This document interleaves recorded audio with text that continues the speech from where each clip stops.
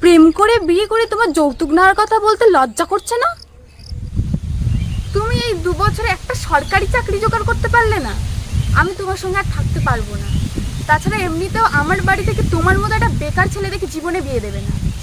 তুমি এমন কেন বলছো? তুমি আমাকে একটু সময় দাও, আমি ঠিক ম্যানেজ করে নেবো।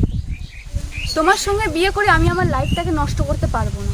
আমার একটা স্বপ্ন ছিল, আমার যে বর হবে সে সরকারি চাকরি করে, আমাকে রেস্টুরেন্টে খেতে নিয়ে যাবে আর ভালো ভালো জায়গায় ঘুরতে নিয়ে যাবে।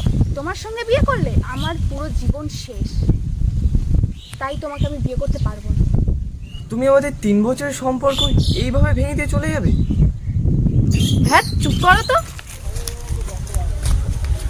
একটু শোনো। কি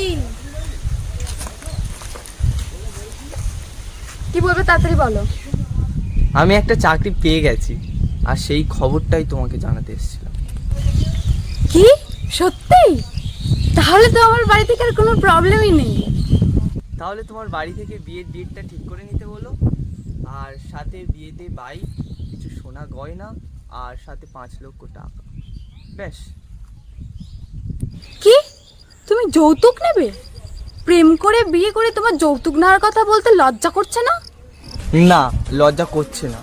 যখন আমি বেকার ছিলাম, তুমি এই কেমনভাবে দেখো 3 বছরের সম্পর্কটা এইভাবে ভেঙে দিয়ে চলে যাচ্ছিলে, আর যেই জানতে পারলে আমি চাকরি পেয়েছি সেই রাজি হয়ে গেলে। বাহ! আসলে কি বলো তো, তোমাদের বাড়ির লোক না আমার চাকরিটাকে যৌতুক হিসাবে চেয়েছে। আসলে তোমার বাড়ির লোক না, সাথে তুমিও। আর তাহলে বলো, এখন আমি কেন তোমাদের কাছ থেকে যৌতুক চাইবো না? এই তোমাদের কিছু মানুষের জন্যেই আজকে সমাজে একটা বেকার ছেলে তার ভালোবাসাকে পায় না, শুধু তোমাদের জন্য। বাহ!